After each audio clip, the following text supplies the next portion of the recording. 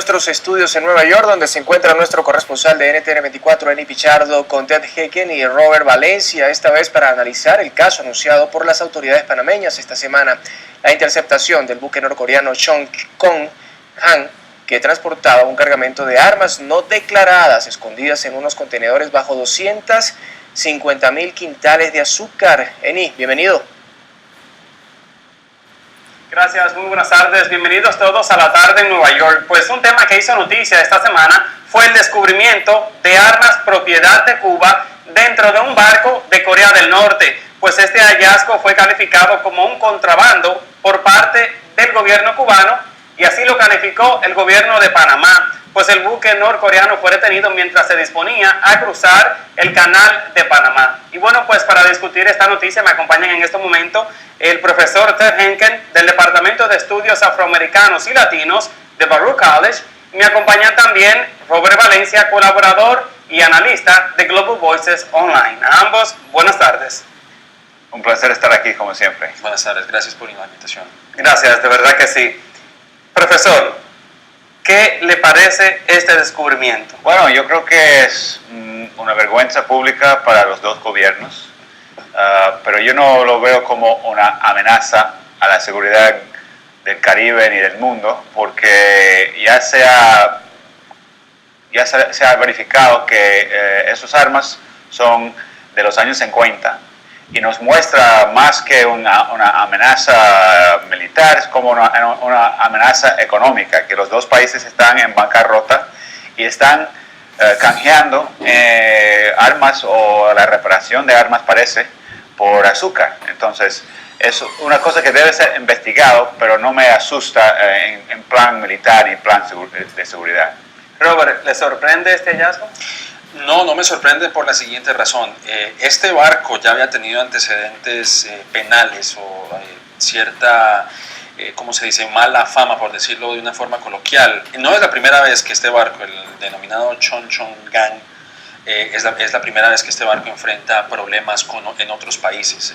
Hay que recordar que en el 2003 fue retenido en Irán, en el 2010 fue retenido en Ucrania, en Egipto, por tráfico de drogas. Es decir, este barco ya ha tenido ciertos antecedentes. Entonces, al ver que este barco estaba navegando en aguas del Caribe, que es cercano a Estados Unidos, por supuesto, pues obviamente esto prendió las alarmas. Entonces, al llegar a Panamá, pues obviamente, primero, por dos razones. Primero, el barco en sí y el hecho de tener la bandera de Corea del Norte a simple vista, como se ha visto en fotografías, pues obviamente que eso levanta muchas sospechas. Pero de que me sorprende, no me sorprende. Los norcoreanos son maestros a la hora del contrabando y del tráfico de armas. Muchos de estos barcos han sido desviados en otros puertos, no necesariamente este barco en particular. Estados Unidos le ha pedido a países como Myanmar o Birmania, donde también se había visto este tipo de tranzas con armas encaletadas en los barcos norcoreanos. O sea que mi respuesta como tal es no me sorprende. Ahora, tengo entendido que este descubrimiento lo hicieron al sospechar que en este barco se transportaba drogas, pero es que revisan todos los barcos que están a punto de cruzar el canal, ¿o qué? No. Bueno, no sé. Bueno, yo quiero responder, es algo de rutina en realidad, es como ¿cómo se dice?, un pasaje a un aeropuerto, ¿no? Se hace cierta revisión, pero vuelvo y repito, yo creo que las sospechas más que todo eran precisamente por el barco como tal y por el portar la bandera de Corea del Norte. Supuestamente era una revisión de rutina donde ya, como lo acabo de mencionar, este barco ya había portado drogas anteriormente. Entonces cuando se hizo la rutina y descubrieron era que el armamento que dice el gobierno de Cuba es obsoleto, estaba encubierto con estas toneladas de azúcar. Sí, yo creo que otra cosa curiosa que llama mucho la atención fue la reacción tanto del capitán como de los trabajadores del barco, los tripulantes, porque reaccionaron violentamente, resistieron la inspección del barco, y se dice hasta que el mismo capitán o se dio un infarto o trató de suicidarse porque se mostraba que estaban tratando de esconder o ocultar algo que descubrió al final que era.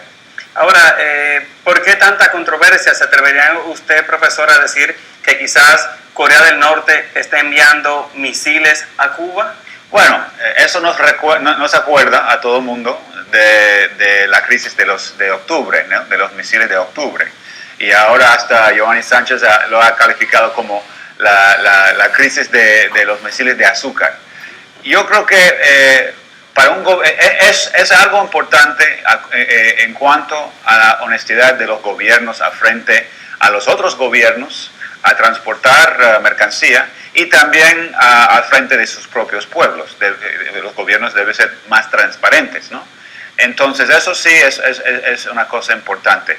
A mi juicio también es importante porque hay esfuerzos tanto en el gobierno cubano como en el gobierno de Estados Unidos de tratar de acercarse a hablar de cosas comunes. Ahora mismo están haciendo unas conversaciones sobre migración y acuerdos migratorios.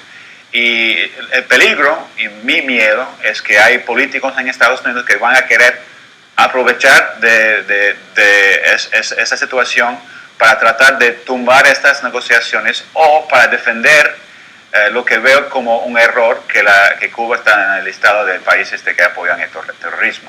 Y precisamente veía una entrevista con la congresista de Florida, la republicana Ileana Ros-Lehtinen, sí, quien estaba criticando este hallazgo. Entonces, usted está diciendo que esto podría afectar la relación de Estados Unidos con Cuba y quizás con Corea del Norte también. Bueno, Estados Unidos ya tiene una relación mala con los dos países, entonces podría empeorar un poco, pero la idea es que había esperanzas de que iba mejorando o que habían esfuerzos y voluntad en los dos lados. Mira, con el caso de Snowden la semana pasada, Cuba apoyó a Venezuela en aceptar a Snowden, pero Cuba nunca dijo que vamos a dejar a Snowden pasar por Cuba ni que vamos a aceptar a Snowden. Entonces Cuba estaba tomando un poco de cuidado, pasos cuidadosos para no ofender a Estados Unidos directamente. Entonces yo creo que el problema aquí es que se puede hacer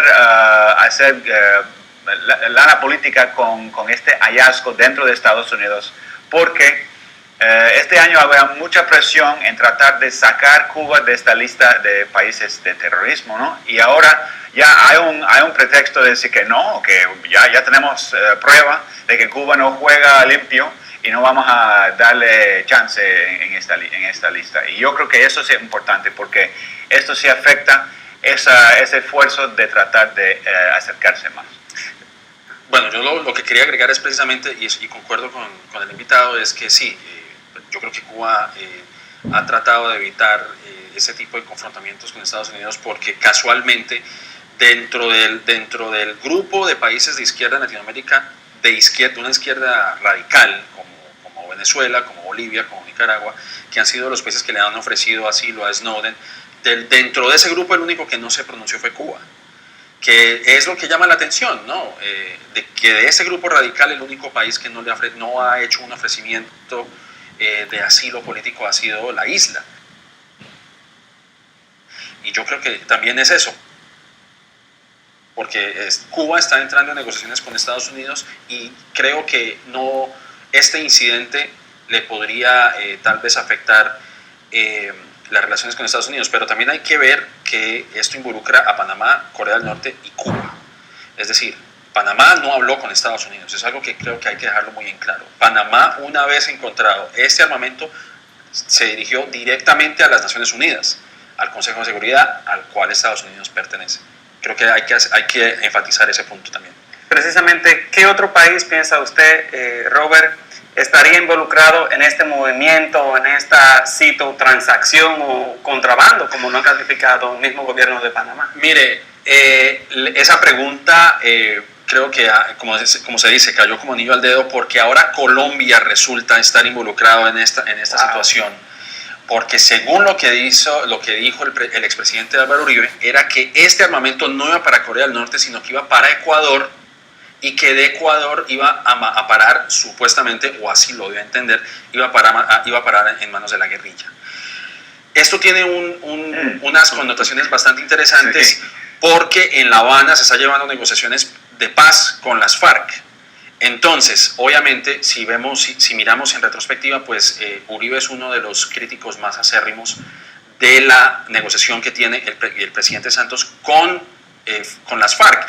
Como vuelvo y menciono, las negociaciones se están llevando en Noruega, pero se están llevando más que todo en Cuba. Entonces, ¿qué es lo que pasa?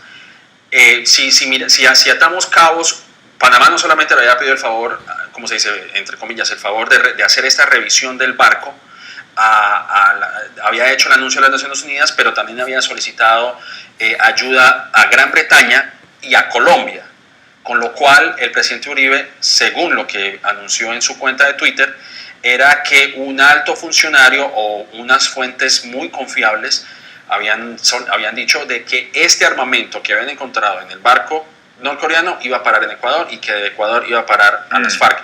Con lo cual, yo creo que esto hay que tomar esta situación con bastante cautela. Creo que esta situación no debe servir para, de cierta forma, enlodar lo que se ha hecho hasta el momento con el proceso de paz. Pero bueno, estas situaciones las aprovecha el presidente y los detractores del presidente Santos para digamos, mezclar esta situación. Pero bueno, hay que esperar lo que dictamine la ONU y así podemos sacar conclusiones más concretas. Entonces, profesor, ¿qué podría pasar ahora después de lo que nos acaba de decir Robert Valencia? Bueno, yo creo que eso sí complica la cosa porque obviamente nunca se debe creer sin investigar lo que dicen los gobiernos del mundo, ¿no? Y obviamente que ahora Corea del Norte y Cuba están haciendo el mismo cuento, ¿no? Que eso fue algo obsoleto y que eso íbamos a reparar eso y después devolverlo a Cuba.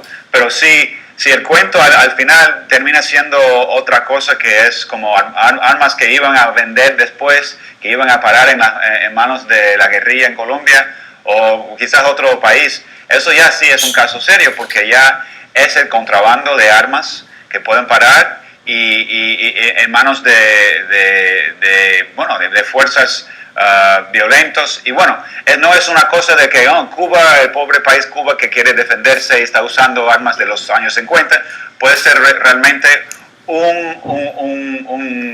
negocio de vender armas supuestamente obsoletos, pero si son obsoletos, porque vamos a invertir dinero en repararlo. ¿Para qué los vamos a mandar a reparar? Exactamente, o sea, si es obsoleto, ¿cuál es el fin de mandarlo a reparar? Esa es la pregunta que yo creo que queda en el aire. Sí, pero para un país pobre quizás lo que es obsoleto para Estados Unidos no es obsoleto para Cuba, no sé.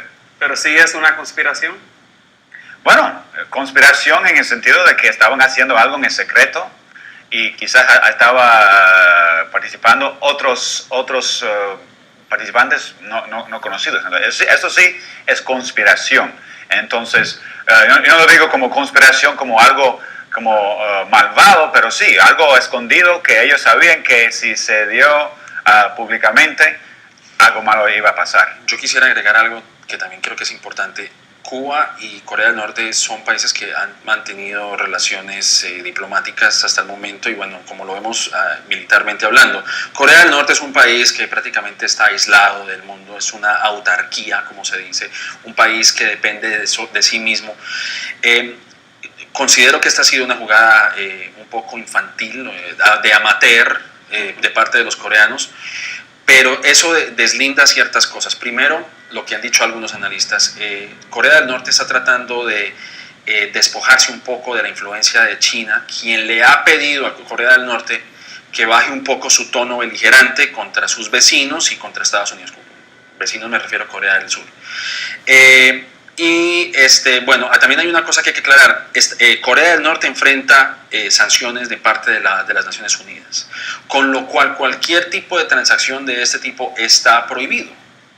Y eso es lo que está tratando también de investigar la ONU. Es decir, la legitimidad de la cual Corea del Norte habla, en el sentido de, bueno, si se hizo una transacción legítima con Cuba, como alega el gobierno de Pyongyang, pues entonces eso también está por verse. Pero este tipo de transacciones que involucra armamento militar, pues no está bien visto ante los ojos de la ONU, precisamente porque Norcorea enfrenta sanciones por su programa nuclear. Ahora, pero cabe mencionar también que el próximo 5 de agosto un equipo de 5 expertos de Naciones Unidas pues investigará el buque norcoreano tras la solicitud del Consejo de Seguridad a petición del gobierno de Panamá. Pero podríamos ver que también se presenten sanciones contra Cuba entonces. Robert. Bueno, pues claro, es decir, se quedaría muy mal, ¿no? Yo creo que eso sí podría agravar mucho la situación de Cuba con Estados Unidos o con las Naciones Unidas en ese caso. Pero hay que esperar en realidad. Yo creo que en este momento todavía no se sabe exactamente los resultados, porque lo que se ha dicho es que al sacar todo lo que está dentro del barco, el desembarcar todo lo que está ahí, va a tomar días. Y ahí se va a saber en realidad el verdadero motivo por el cual todo esto sí, porque tienen que sacar el azúcar, la cantidad de azúcar que hay a mano, porque habían roto las máquinas para impedir la investigación del barco. Y son 250,000 quintales de azúcar morena. Mucha azúcar. Pero podríamos decir que es un trueque, ¿no? Es decir, si no se puede pagar con dinero, bueno, se paga con bienes. Sí, y si Cuba tenía algo es azúcar, aunque tiene mucho menos que antes. Y antes de devolver al estudio, Panamá pidió ayuda a Estados Unidos. Profesor, ¿qué tipo de ayuda? ¿Cómo puede Estados Unidos ayudar a Panamá?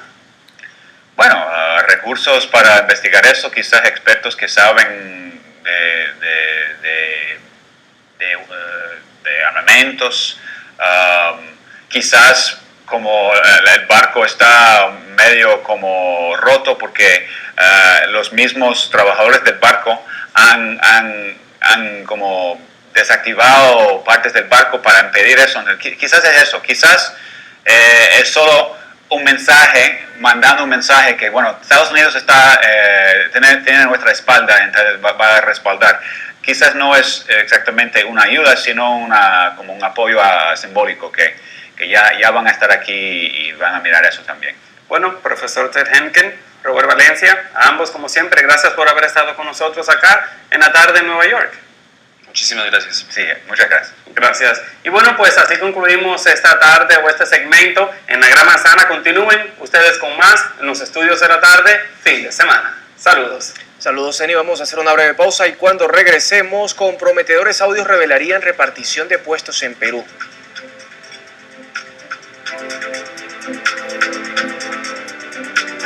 Ya regresamos con La Tarde, fin de semana.